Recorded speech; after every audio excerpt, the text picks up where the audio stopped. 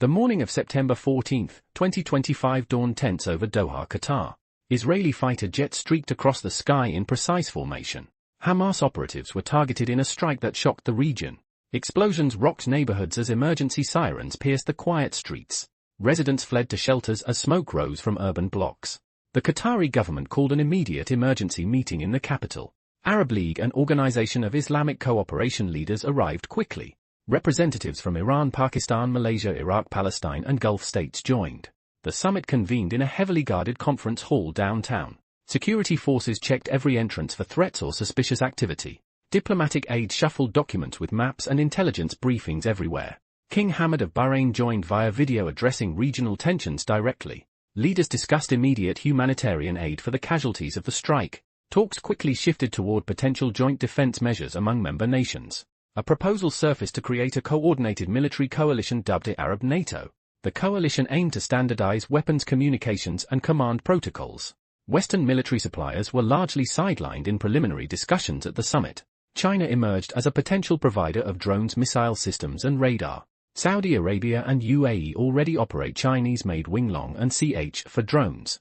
Egypt has imported Chinese radar systems and missile corvettes for defense. Stockholm International Peace Research Institute noted Chinese arms exports surged since 2015. The coalition would focus first on air and missile defense systems. Early warning radars would be integrated across member states for instant alerts. Long-range surface-to-air missiles could protect strategic cities and critical infrastructure. Unmanned aerial vehicles would conduct surveillance and strike operations efficiently. Naval defenses would include missile batteries on ships and coastal fortifications. Command and control would rely on secure networks linking national forces. Pakistan's military could serve as a technical liaison using Chinese platforms. JF-17 Thunder fighter jets and HQ-9 systems illustrate interoperability potential. Lessons from past attempts at Arab military integration were discussed extensively. The 1950s Joint Defense Council failed due to internal political disagreements. In 2015, Egypt proposed a joint Arab force for Yemen and Libya. Funding and leadership disputes stalled the 2015 proposal before it advanced. The summit's participants saw Chinese technology as a unifying operational thread. Emergency drills and joint training cycles were considered to improve readiness. Regional analysts debated the implications for US and European military influence. A coordinated Arab military force could shift the balance in the Middle East. Intelligence sharing was highlighted as crucial for rapid response to threats. Cybersecurity and secure communications were emphasized alongside physical defense systems. Leaders considered drone swarm defense techniques against potential hostile actors. Missile interceptors could neutralize threats before reaching populated urban areas. The coalition might operate as a deterrent against external strikes.